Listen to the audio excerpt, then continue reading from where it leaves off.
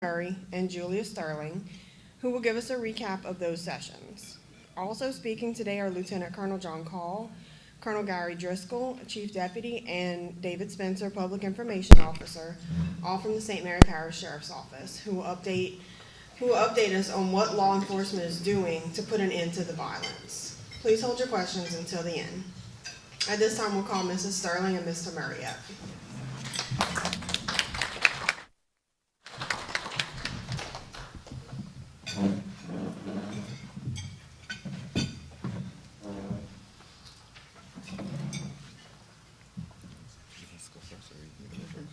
Good afternoon, and thank you all for inviting us to come here and be a part of. As we said, over the last 6 weeks, we have had a session, 6 sessions of town hall, parish-wide town hall meetings, and we are all dealing with the same issue, gun violence throughout the entire parish. So, in order to try to curtail some of the gun violence that's going on, we put these sessions together throughout the parish. And Mr. Holder is going to give you just a little bit more information as to the topics, the panelists that we had on the last 6 sessions, and the outcome. Good afternoon. My name is Holden Murray. I'm with Mayor Grogan's administration at the City of Patterson. First and foremost, thank you to the Chamber for having us as guest speakers today. Thank you for recognizing our initiative to help improve our parish and our homes. As we all know, the pandemic brought about several things. One of those things were an absence of community, an absence of engagement, an absence of conversations. And from that, a lot of things have stemmed, such as the increase in youth violence, the increase in drug usage, the increase in domestic violence. And now that we're coming out of the quarantine stages of the pandemic, the communities are starting to have to deal with a lot of that aftermath. So, working in the line that we work in as public officials or working for a public entity, a lot of times we get criticized. So I'll tell you how these town hall sessions came to be about. In passing, we've been experiencing a lot of gun violence. That gun violence has been the majority of, unfortunately, the youth in our community. And so our town hall meetings normally have a few people in them. However, we have a lot of people on social media that feel that they have a lot of things to say, jabs to throw on what the community isn't doing, what we need to do, how we should be doing things, as opposed to coming to the meetings and being a part of the solution, not just throwing out what's wrong and the problems. Therefore, one day after shooting, there was an individual who said, what is Patterson doing? I feel like Patterson isn't doing anything to help the gun violence. I feel like St. Mary Parish as a whole, there's nothing being done with the community leaders. So that's when Mayor Grogan challenged this person to be a part of the solution, not the problem.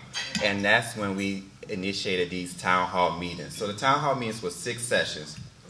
The first section was the mayor's meeting, followed by the police and legislators, judges, lawmakers. The third session was mental health and school board. The fourth session was the faith-based session. Then the fifth session was the grieving parents and mothers of children who died either from gun violence or from drug overdosage. And the final session was the youth session. So I'll be very brief before you today, and I'll just give a brief recap of what we learned from each session. In the first session, the mayor's meetings, we learned that the mayors are often criticized and talked about for what they're not doing. But it's not about what they're not doing. It's about what the laws are in place about what they can do and what they cannot do. As far as arresting youth and everything, those powers belong to the chief of police. So during that meeting with the mayors were very adamant to let you know their roles as being mayors is to provide the funding, the resources, and the necessary equipment so that the chief of police and the police officers can do their duty in helping with the crime violence in each of the towns. However, the mayors decided to challenge the community to, if we're talking about youth, it starts at home and it starts with the parents. So the community leaders would like the parents to step up and actively monitor their children. Because remember, there are curfews that are in place by each of the cities. So therefore, when there's kids out at 12 a.m., at 2 a.m., at 3 a.m., why are they out? What are they doing out that time of night? So the mayors really want to challenge the parents to step up, but they know it's not just the parents. They know that they have to have resources in their communities as well in order to be effective. For example, in Patterson, we have the Patterson Community Center where we offer recreation and tutoring. And so a part of the mayor's initiative was to continue to build on community challenges and offering resources because, as we all know, an idle mind can lead to very dangerous actions being taken. So the goal of that is to increase the activity for youth in the community.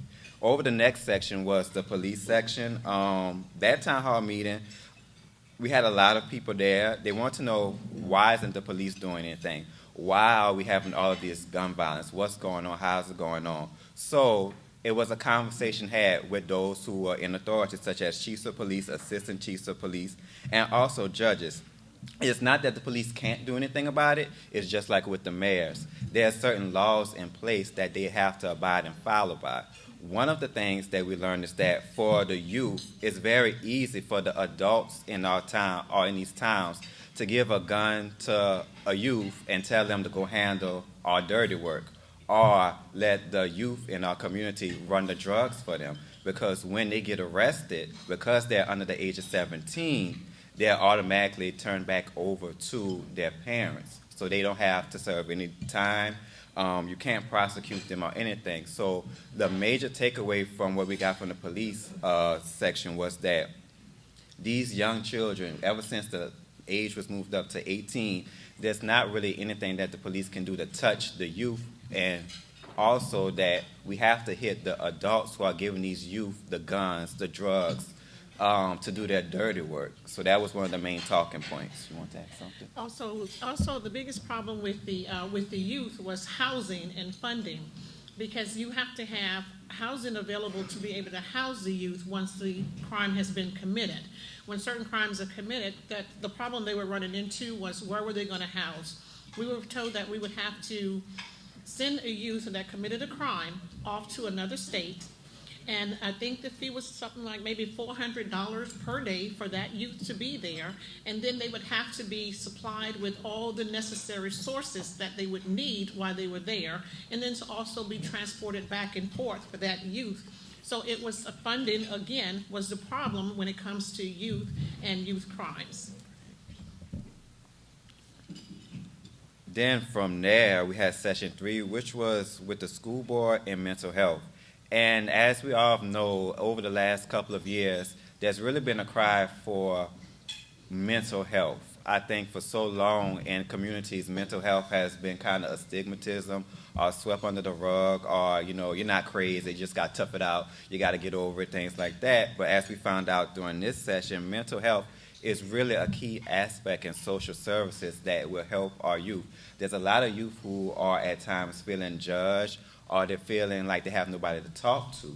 So what we found out in the mental session is that if we're able to have like mental health first aid trainings in our community, mental health facilities, 911 calls that don't only go out with medical related physically, but also mental health related 911 calls, that can really improve the mental health in our communities. Also, a hot topic was the school board. A lot of parents are concerned about, with everything that's going on with the guns, how can they protect their children? They don't feel safe or comfortable sending their children to schools anymore. So what can be done to be prevented about that? And what we learned is that the school board does have a plan in place, but now the challenge is for the community leaders and the police officers, as well as the school board, to be able to work together. In defense of the mayors and defense of the police departments, there's a lot of red tape that stops them from going on the school campus. So it's not necessarily something happens, or there's an active shooter, something like that, or they need to get a police officer to the school immediately. There's a lot of rules and a lot of legislation in place that prevents the police officers from being able to just walk on school campus. So that's one of the main points that we learned from that session.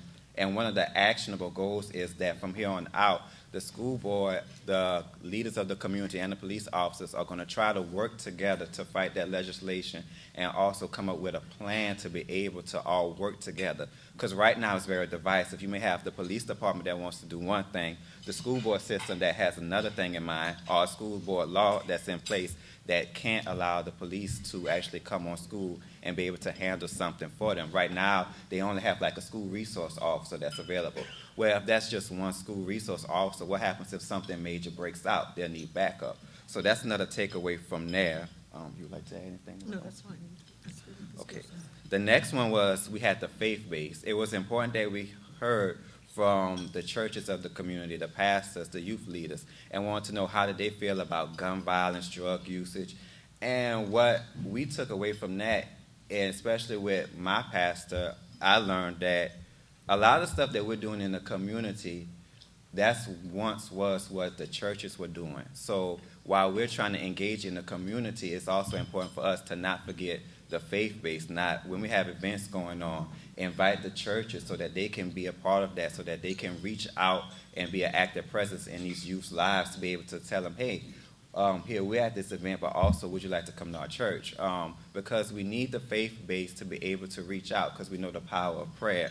And so one important caveat that we got from that is that even though, like for myself, I do a lot of community events in Patterson, it's important for me to do these events, but also reach out to the churches as sponsors to be able to help, to be able to reach out to the youth.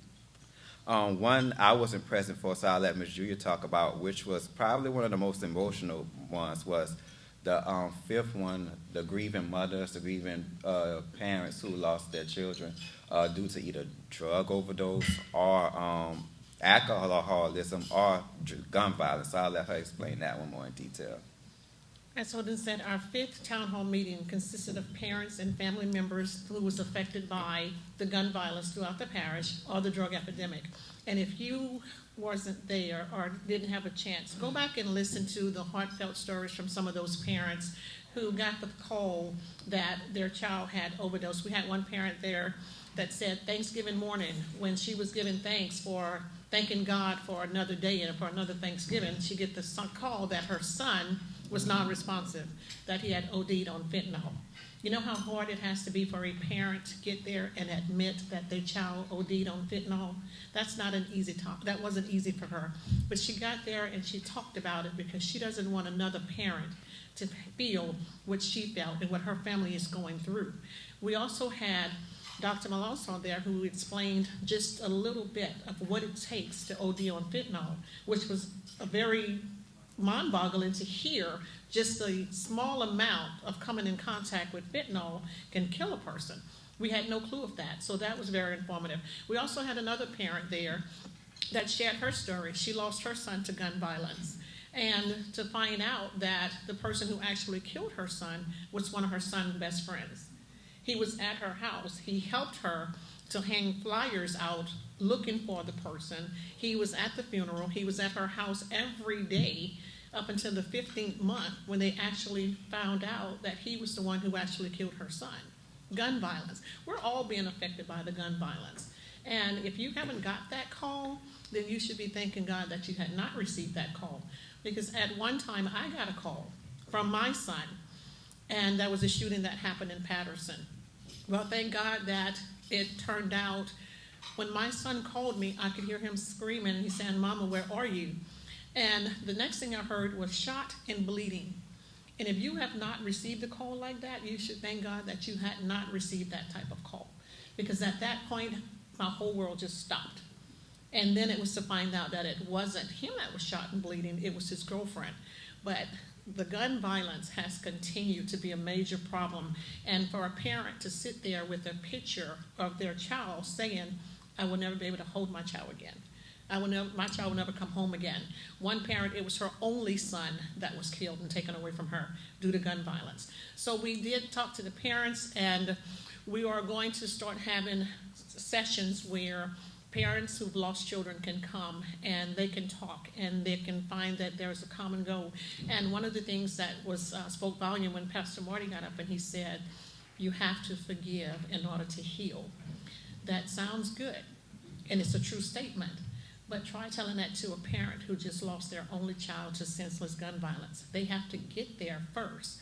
And that's where we took from that. We're going to help them to get there to be able to forgive so that they can heal and hopefully one day to be able to move on. But in order to do that, we have to get a hold of the gun violence, because I'm sure every time they hear of a parent lost a child, it takes them right back to where they were and how they felt the night they got the call. In addition to that, we also talked about, well, before I get into the final session, which was the youth, which was, I think, probably the most powerful and impactful one, there was also a talk of how easy it is for youth to get their hands on guns.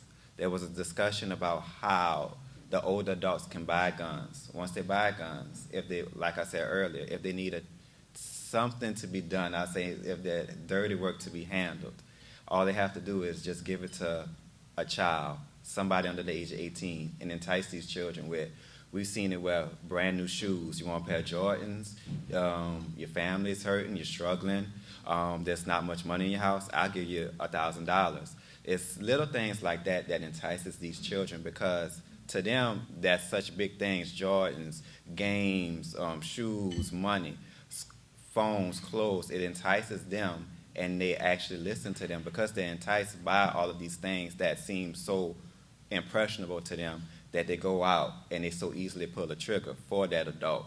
And so what happens is that adult's business is handled, and that youth, in certain cases, can face retaliation. If they shoot at somebody they love and kill somebody that they love, what you think is going to happen? The same thing's going to happen, and they're going to retaliate. So a grieving mother could have lost her child, while that adult who wanted that dirty business to be handled is walking away scot-free. They don't have to worry about charges pressed on them or anything like that. So that's another major concern that was voiced there, and an eye-opening to us as well. And finally, the youth session, which was very powerful. It was held this past Monday. I was honored to co-moderate it with Courtney, who's here today, as well as Danica. And I want to just real quick thank them, because it was a pleasure to be able to work with both of them. Everybody was talking about the youth the past 5 sessions, so it was important for us to hear from the youth themselves. Here was their opportunity to speak, voice their concerns, voice how they feel, voice about they're the hot topic in discussion. So how do you feel about that? We had a panel of girls and boys from different age groups. Some just graduated, some were in college, some just in junior high, some going to high school. The main things, the takeaways from that was mental health. It's so important for youth to be heard about their mental health. It's so important that they just don't be brushed aside by parents, by the community leaders, or by teachers. A big focus was on the improvement, not saying that all teachers are bad, because you can't label a box of everybody and generalize one thing. But one of the most vocal ladies on our panel expressed how she would like to see a change in the school system where teachers are vetted out more. Because in her experience, and she was a good child, she graduated #1 all A, she has plenty of scholarships, but she felt like a lot of teachers were there just to collect a check. She felt like a lot of them were there and their voices at school weren't heard. She also pointed out how it's very important to check all students. Just because one student is labeled as a good child, what happens if they have a bad day or their mental health isn't up to par that day? So she gave an example as she was labeled as a good child. She can walk through school. Her book sack would never be checked. But if it was a boy behind her, her book sack would get checked. But what if she had a bad day? What happened if something wasn't right at her home one day out that week, and she felt the need to bring a gun to school, and she felt the need to kill somebody or hurt somebody, and they just let her book sack go because she's quote-unquote a good child? That's just one of the many talking points. Another one was one that I really felt I had to step in because it was getting a little hot, was the youth, how they feel about police and how all the police viewed as. And the goal of our sessions was not to attack or not to be on the defense, but also for us to come together, use those feelings on both sides to push forward as a community and not just attack, or defend.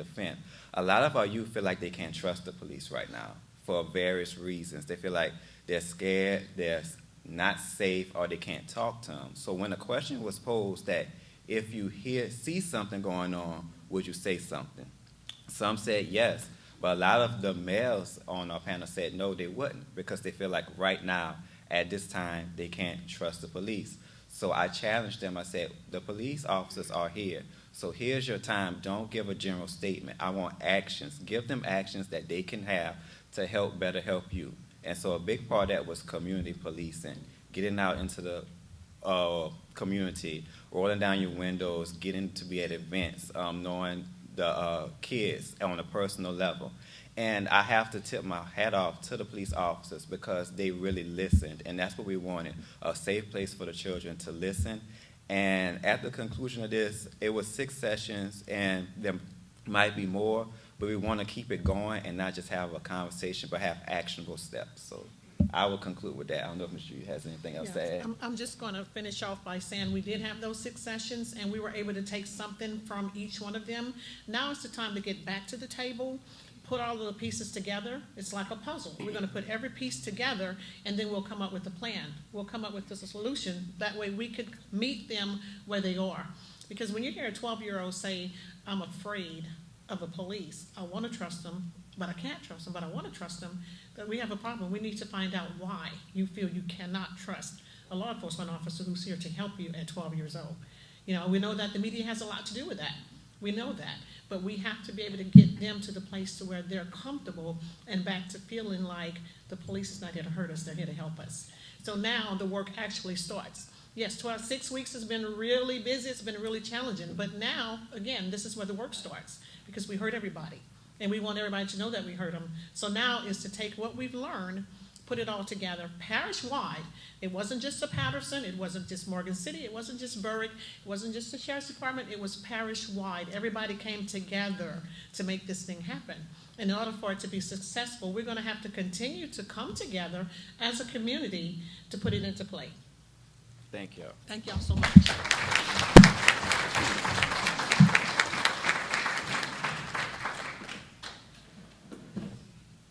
Thank you both. Now we will hear from the St. Mary Parish Sheriff's Office. Good afternoon.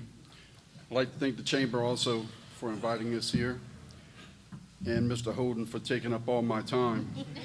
He knows I don't like to get up and talk in front of a lot of people, so that's a good thing. The problem is in St. Mary Parish is gun violence. We've seen an uptick in the last few years, and there's different reasons. Part of it is enhancing kids to go out and do these crimes for adults. Part of it is what they're taught, what they see. You know, these kids that we're seeing nowadays are young juveniles that's doing this. These juveniles, 15, 16, 17 years old, early 20s, going out and committing a lot of violent crimes using weapons. And part of it, I think, is the way they was brought up.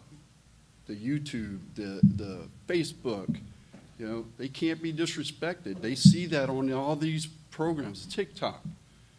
So they don't go out and just figure, you know, I'm going to pick a fight with John here because he disrespected me. Because they're not going to do that. People's going to hold up phones, and they're going to know who won or lost that fight. So they got to take that extra step. You know, now don't get me wrong. If I got in a fight with John, I would definitely take him out. But it's different nowadays because, like I said, when I was a kid, you might fight. You know, let's meet in this field at the levee. And a lot of times when it was over and done with, we're shaking hands with friends again. It is definitely not like that nowadays. So we have some slides that we'd like to show.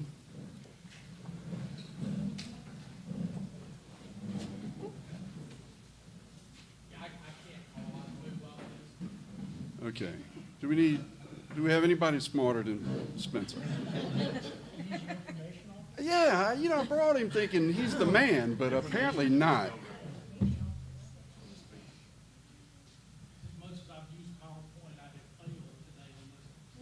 And then he came hours earlier and made sure it was working right. It did involve hashtags. He's happy.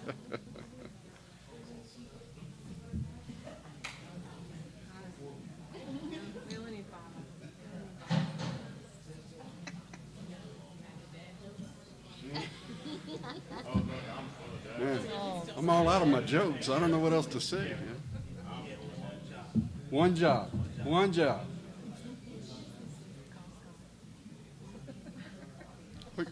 What can we demote him to? No.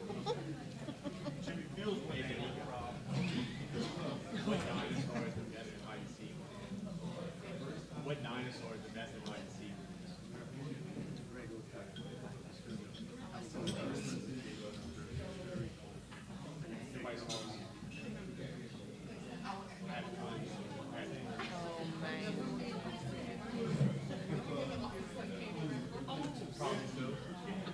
Like, my middle one was telling me that, like he Googled that, so he tells me, like, good. How much time do we have, though? 20 more minutes. Go It on. might take 20 minutes. So him I to, mean, I don't know.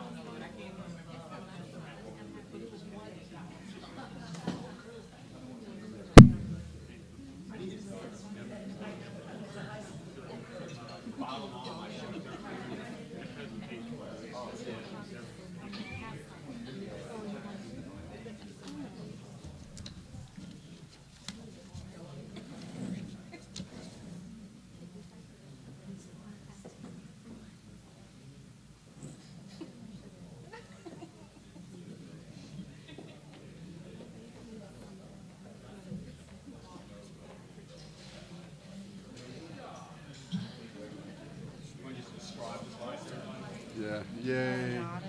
Oh, we got All it. right. All right. Good job, Brady. Thank you, Brady. If you're looking for a job, we have one available. Okay. As you can see, in 2021, our special units seized 22 guns.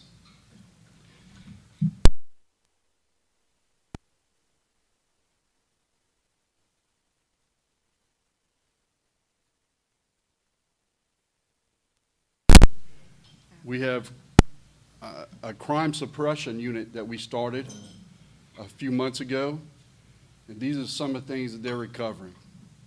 From 22 to 79, and 22 is the whole year of 21. And Holden's right. Some of these guns are being purchased by older people or other people, girlfriends, whoever, and given to these guns. Some guns are stolen. Just about everybody that the deputies are coming in contact has a weapon. 79 guns is what we recovered. A lot of weapons that was not recovered is because we had no reason to pick them up. It could have been somebody that has no criminal history, there's no drugs involved, there's no other violence involved. That's just people we're stopping and excuse me, and trying to gain information from or trying to find out who's doing all these crimes. Here's some of the crime stats: legal discharging of firearms. As you can see, as the years go on, I truly believe by starting this team up, it has helped with the gun violence. The shootings are down. Unfortunately, it hasn't stopped them. We do need people to come forward and give us information. The shootings are about the same throughout the years. The alert instructor course, you can go next. The alert instructor course is advanced law enforcement rapid response training. These guys are experts in what they do. They come in and train law enforcement in active shooting situations. They come in and they go through a class with them, and then they teach them how to be instructors. These guys come in and basically tell you what to do, how to do it when there's an active shooter. If there's a school shooting, business shooting, you name it, that's what they teach. They go in, we will go into an active shooter, and ladies and gentlemen, there's a lot of things that's going around right now with, say, this Texas shooting at this school. We as law enforcement officers have sat down at our kitchen table and talked about it quite a bit, and there's a lot of things that was going wrong and things that wasn't done.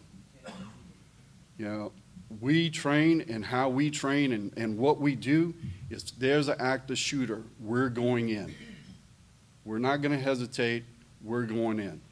And if we have to break a door down, break a window, run a vehicle through a wall, we are going in. And what's nice about our parish is small. We train with every department around here. We all know each other's tactics. We know basically what we're all going to do. Alert is a very good course, and they're experts at what they do, and it is very good. We also have a gentleman that went through the alert instructor training for civilians. Yesterday, as you can see, we have 3 of our deputies up there. John is one of them. They spoke to the school board and all the principals in St. Mary Parish. And what this is, they basically trained them on what to expect, what to do, what not to do as principals, as teachers, and everything else. It went over very well to the point where Miss Bagwell asked us to go to each school in the parish and teach this to all the teachers. Yesterday was school board members and the principals. It's a very good program. We are working with them on a daily basis to try to improve the situation. I mean, we've been very lucky in St. Mary Parish. Nothing like this has happened to us, and we hope to God it never will. But we will be ready if it does.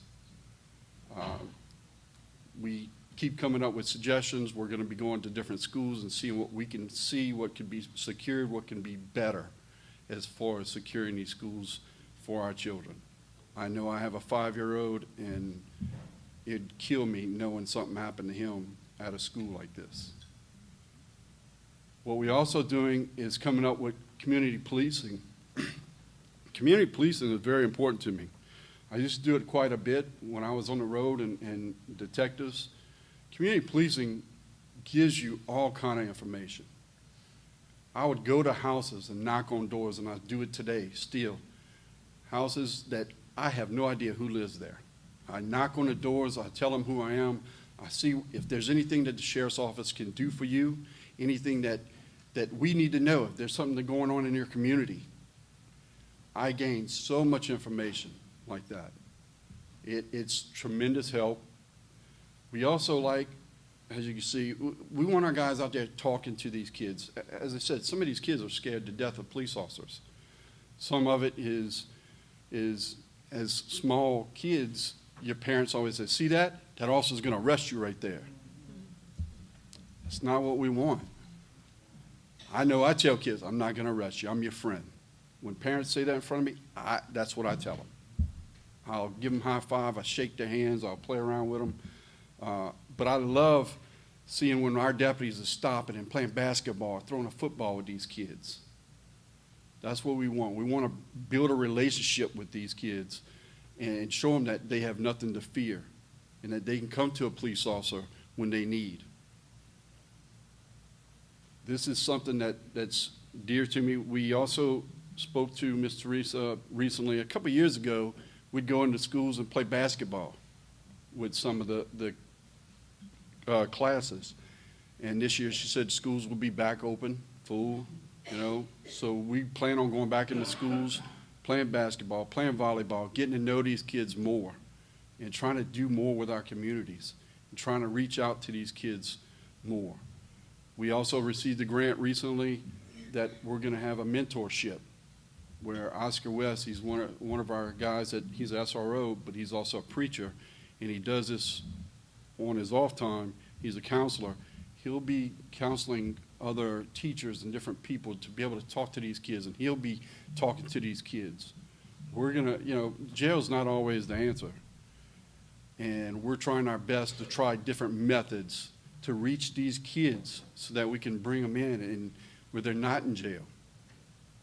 Now, part of the issue is today, I think, is there is no facility for us. Like Holden was saying earlier, we have to bring our kids to either Oklahoma, Mississippi, or Alabama. And right now, Alabama won't accept them because they had a big uproar with the Louisiana kids, and they called a lot of the sheriff's office and police departments and said, come get them. So you got kids walking around that's done some pretty bad crimes out on the streets that, to me, shouldn't be out there. They should be in a juvenile facility. Now, don't get me wrong, I think we should do our best to try to save these kids, but there's some kids that just, has to be put away. I know recently John and myself went to a meeting in Lafayette where they are talking about trying to open up a facility for the Acadiana area, which would include St. Mary Parish. Yes, it would involve a tax, but it would be something that we could send these kids to locally. They have a facility in St. Martin that possibly could be used. It's in its infant stages, but it would be something great to have and something that we really need to look at, because for us to be able to say we're going to bring them to St. Martin instead of Alabama or Oklahoma, which is about a 12-hour ride one way, this is something that we really need to look at. And I know Judge Stansberry, you deal with a lot of this. Judges do. This is something that needs to be done. But I can tell you this, at the St. Mary Parish, we are going to continue to train, to go into schools, to help the kids. We're going to try our best to reach out to them more and more. And just do whatever we can to help this parish, because there's way too many calls that we get along with other police departments as far as gun violence goes. So, thank you.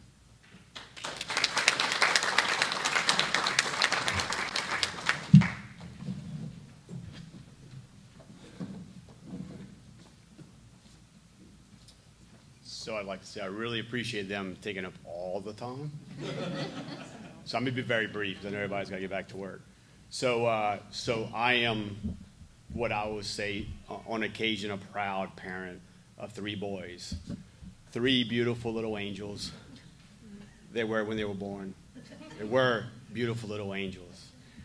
One of them, I'm not going to say he's my favorite in public, right?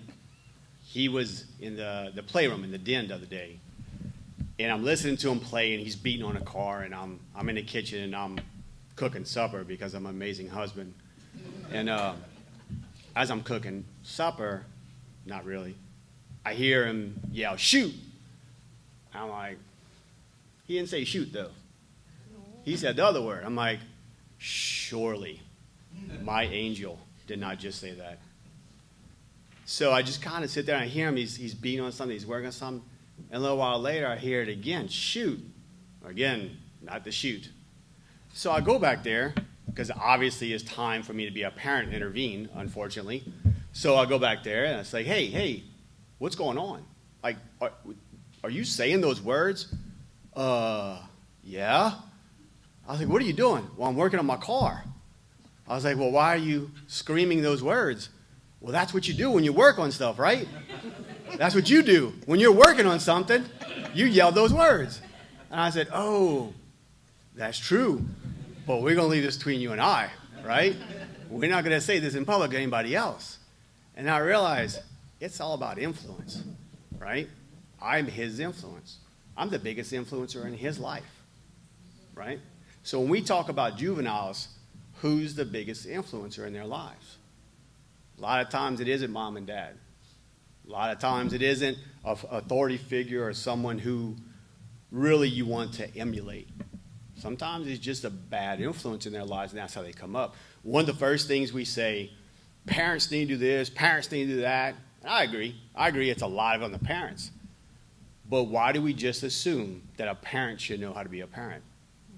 How many people in here, I don't raise your hand, don't say yourself out, have gone to bed that night going, I am a bad parent?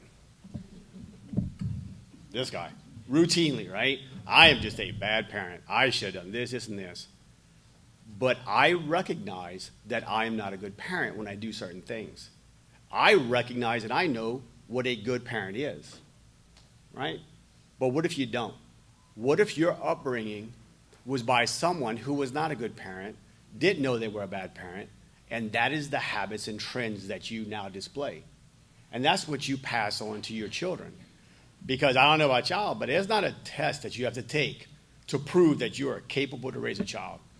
There's not a ton of resources readily available, excuse me, in our communities to give to parents to say this is the correct way to raise a child.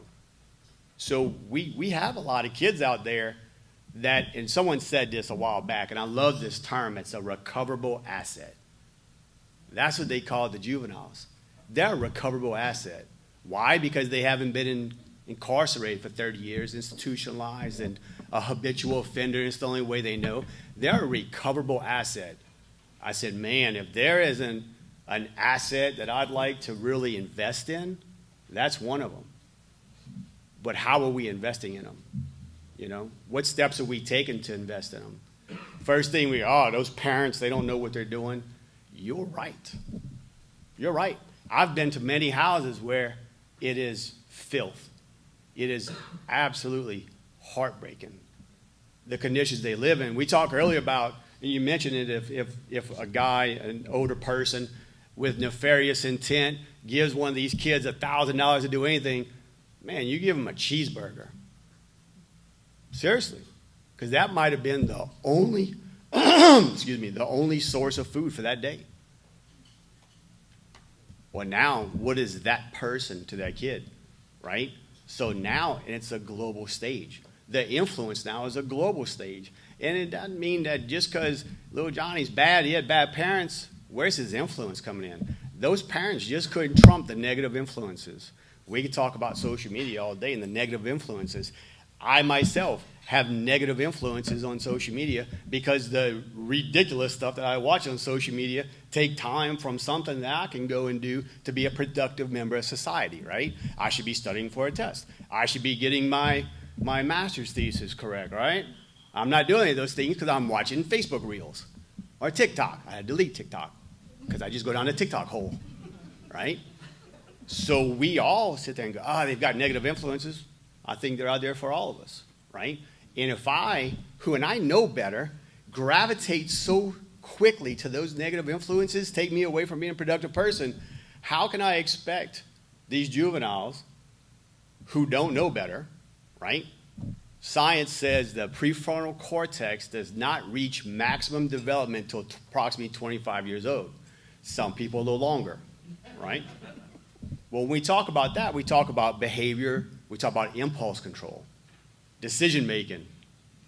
So we have a bunch of kids out there with an underdeveloped prefrontal cortex that are being influenced by people who say, you know how you solve this? If they disrespect you, you get a gun and you go deal with it. Because now, it used to be, if I get in a fight, I get challenged to a fight, we go outside, we go fight, that's it. I can say I won all day long. All I got to do is just lie about it, right? But nowadays, you get in a fight, that's on video. I grew up in Franklin. I can promise you, none of my fights that I've ever been in, not that I've won them all, was seen by hundreds of thousands of people around the world. But that's where we live now. So now any level of disrespect is as big as the stage in which you stand upon, right? And the stage that we all stand upon now is a global stage. The exposure is so great. The risk to my integrity is so great. My response needs to equal that. So why are they going out there and they're killing for no reason? There's reasons. We just don't understand them, right? We don't understand the reasons. So we also know there's a problem. We've identified a problem. So what are we doing about it? Well, the problem is with law enforcement, we are social workers without social worker resources, right? Because really, we're not technically, by definition, social workers. We're social controls, right? We are a mechanism of social control in society. However, we need to be social workers because we're the ones that are out there that's going to be exposed and interact with the ones that probably need the help the most. So like Chief Driscoll talked about, our biggest ability and resource for social work is community policing.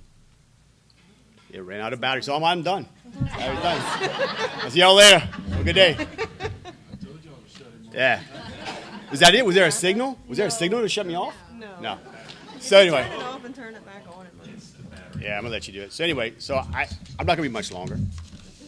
Another 45, 50 minutes. Just kidding.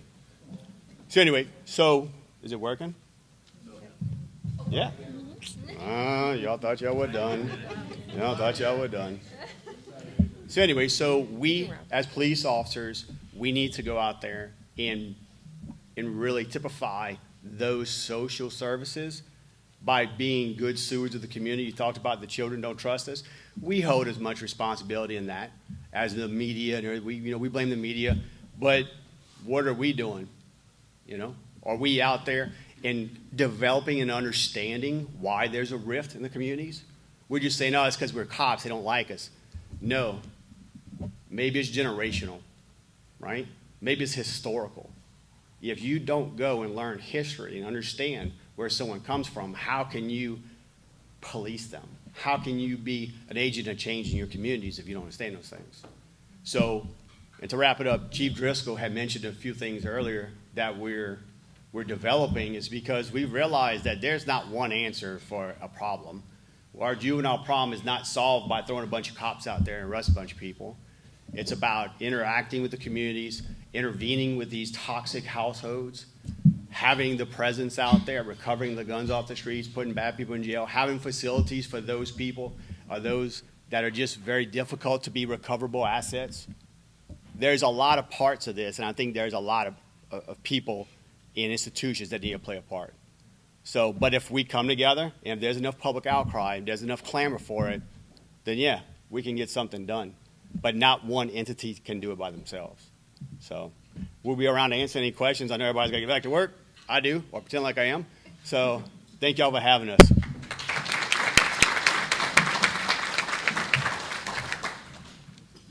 It died again.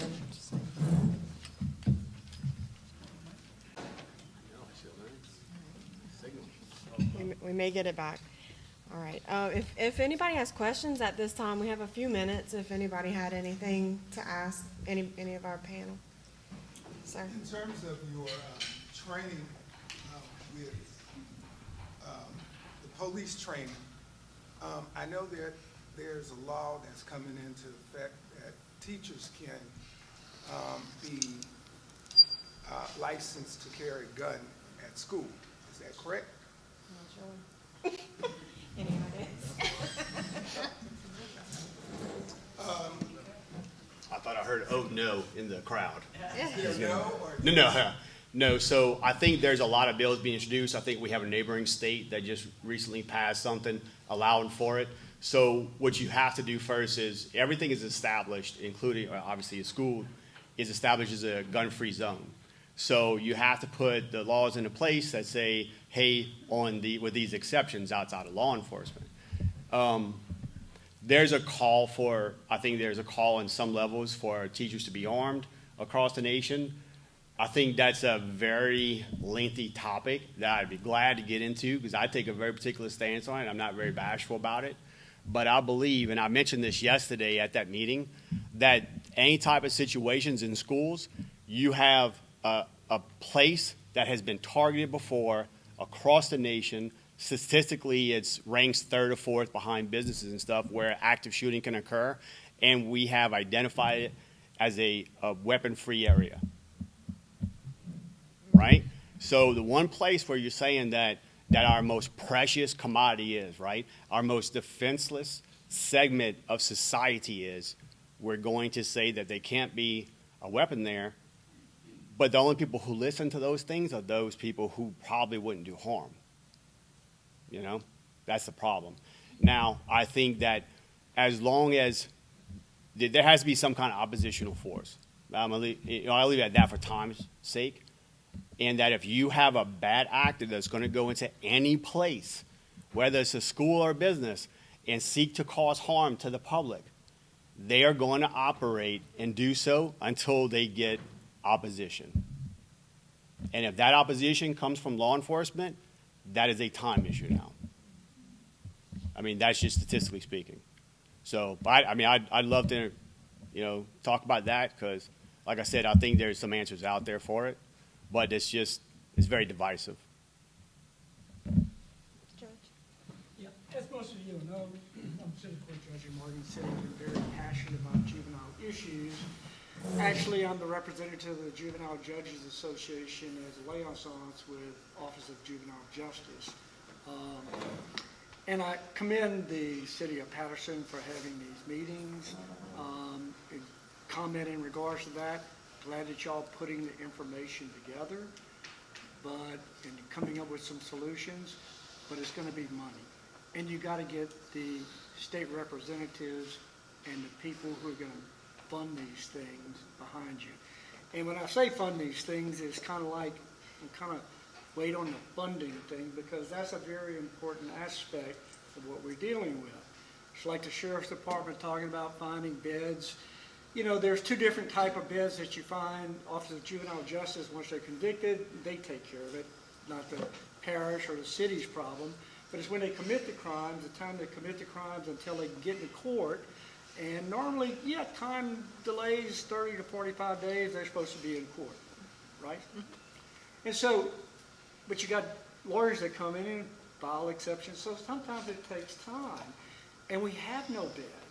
Now, there is a coalition, and I'm part of the coalition. Judge Bro from Lafayette, Judge Hite from New Iberia, and myself are part of a group trying to get a detention facility for kids once they commit the crimes, but before they get convicted, to have a place for them. But, it's kind of like the funding thing. It's going to take money. And there are federal guidelines as far as how you can open these facilities, how you run these facilities. It's very complicated. And the state is not going to do it. If we don't do it in our local communities, it is not going to get done. And the only way it's going to get done, Gary mentioned this, and this is kind of the nasty word, is taxes.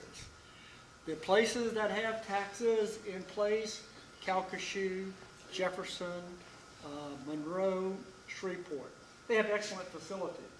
They have detention facilities. And unfortunately, when you want to get a kid in one of their detention facilities, they're filled up most of the time, and they really are only going to take the kids in their parishes, unless you know some judges. And I've been fortunate that I've got some friends that are judges in those jurisdictions, and they have kind of assisted me, where I haven't had to send one to Alabama, Oklahoma, or other places. But some of these judges don't have these resources, and the sheriff's department does do. So you know what they do? They give them an ankle monitor and tell them to go home to their parents and follow the ankle monitor. It don't happen. It's totally unrealistic. And the funding part, we need to get the representatives involved. That's who y'all need to invite. Y'all got all the information now. But you need to get the representatives involved in these things. Now, it can easily say, let the legislature fund it. The legislature don't fund it, okay? The taxpayers, we give them money, and then they decide how they're going to spend the money. The unfortunate thing is they're spending it on the back end instead of the front end. Mental health is an extreme problem in this area. Teachers, talking about law enforcement social workers, these teachers do not have the training to deal with some of the mental health issues that they're dealing with today. When I get a kid in, I get their school records. Some of them are 504 students, some of them are special ed students. These kids have gone through the system without really getting any help for their mental health issues. And those things need to be addressed. There's a facility in Tangipahoa. They're addressing some of these things, and they got a tax passed. Also, Blair Edwards, who is the judge there, is also the sister-in-law of the governor. Okay, I don't know how they got the money, but they ended up getting a facility. And look, that's how politics works these days, guys. Don't be naive. If we're going to do something, we need to do it together.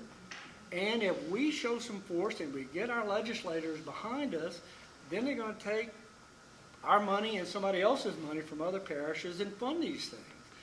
But it's going to take pushing them. At the last chamber meeting, I kind of questioned Senator Allam, Beryl Amity, and Denny St. Blanc concerning they let a bill pass just die in a house that should have never died. But it is what it is, because there's no voice. These people have no voice in government. They don't have a lobby group. And it's going to take guys like y'all, what y'all did in Patterson, sheriff's office, DAs, and judges, all of us, to start lobbying these people to get some things done. You know, I don't want to go on and on, but it's a subject I'm very passionate about. I've been passionate about it for 25 years now. And I just met with, I'm part of the representative, the liaison meeting with the representative from OJJ on Friday. He appeared through Zoom, and I bashed him for 20 minutes at the thing because he's the undersecretary. They don't have a secretary there because the Office of Juvenile Justice is in the governor's office, so they don't have a secretary, they have an undersecretary. You have the undersecretary sitting up there next to the governor, and it's a funding issue from the government standpoint. John Bell Edwards has not pushed the funding for OJJ. It's broken. Y'all see it all the time. There's DAs in all these parishes that are talking about where they're having to send kids, the violence that's involved. He's sitting there, the governor's standing right next to him, and he's saying, you know, it's all my fault. You know, we hadn't done what we were supposed to do. But the reason they haven't done it, because they don't have the beds. The guy from OJJ, the new guy that's coming in, who's a deputy undersecretary, who worked for the Supreme Court, gets up there and says, it's not really a funding problem. And then the question came up, well, how many beds do y'all have available? We don't have enough beds available. Well, if funding is not an issue and you don't have enough beds, I mean, it seems to me funding is an issue. Funding needs to be to build the beds, and then you have the beds. So anyhow, commend Patterson and the sheriff's office, you know, what you guys are doing. It's a very complex issue, but it's really kind of simple solutions, and it's kind of common sense stuff. But, you know, if you stop where you just having your community meetings, town hall meetings, and don't get the people involved that can really make a difference, you kind of wasted a lot of time. But I commend you all for what you've done. I mean, it's tremendous. Unfortunately, haven't had the turnout for the right people to go to your meetings. And what y'all need to do, you need to invite them and put in the media, get Brady and them and the review and them to say they've been invited and then they didn't show up. Especially right now when it gets close to election time. Then you're going to get their attention. After they get elected, they got 4 years, 2 years, whatever, they ain't going to pay attention to you. But again, please go forward with it because it's an extremely important part. And Gary, the only thing I suggest, you know, talking about the kids don't like the police, and there's a complex issue there too. A lot of times they don't like the police because y'all arrested the parent.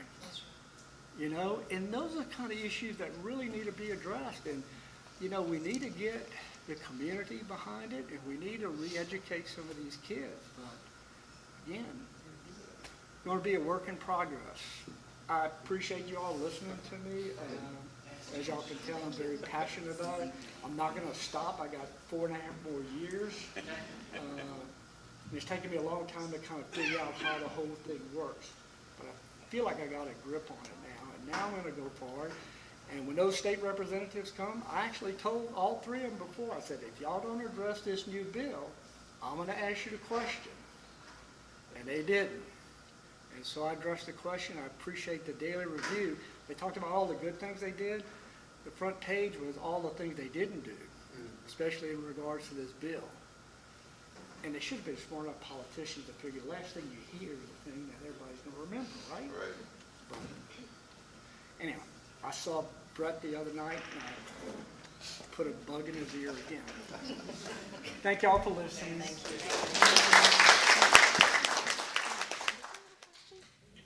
You good? Okay. If nobody else has questions, before we conclude, I'd like to invite our president, Beth Chasson, to provide any additional updates.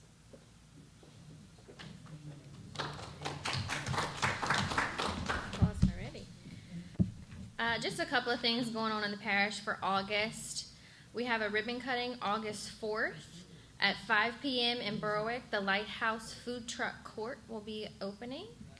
August 6th is Patterson's Block Party. They're going to have a barbecue competition. Is that correct? A cornhole tournament and a volleyball game. Yes. It's a family and friends event, so please go out for that. August 10th, St. Mary Parish returns to school for public school system. August 11th is the Coastal Conservation Association Atchafalaya region. Their banquet is at Morgan City Auditorium. You can call the auditorium, or they have some flyers in the front with a phone number for information on that. August 12th at 11:30 a.m., we have a ribbon cutting at Studio R School of Dance in Franklin. And then our next luncheon will be August 31st here with Lieutenant Governor Billy Nungesser. There is a community project happening if anybody wants to get involved in it, even youth, in Morgan City for sure, and I think a couple other areas may end up picking up on the idea. It's called the Concrete Canvas Project. It's groups and artists that are painting the pillars underneath the bridge to add an art aspect downtown. Anyone can get involved. The project does have to be approved by DOTD, each individually, but they do have the forms, and you can reach out to them on their Facebook page. It's the Concrete Canvas Project. So thank y'all.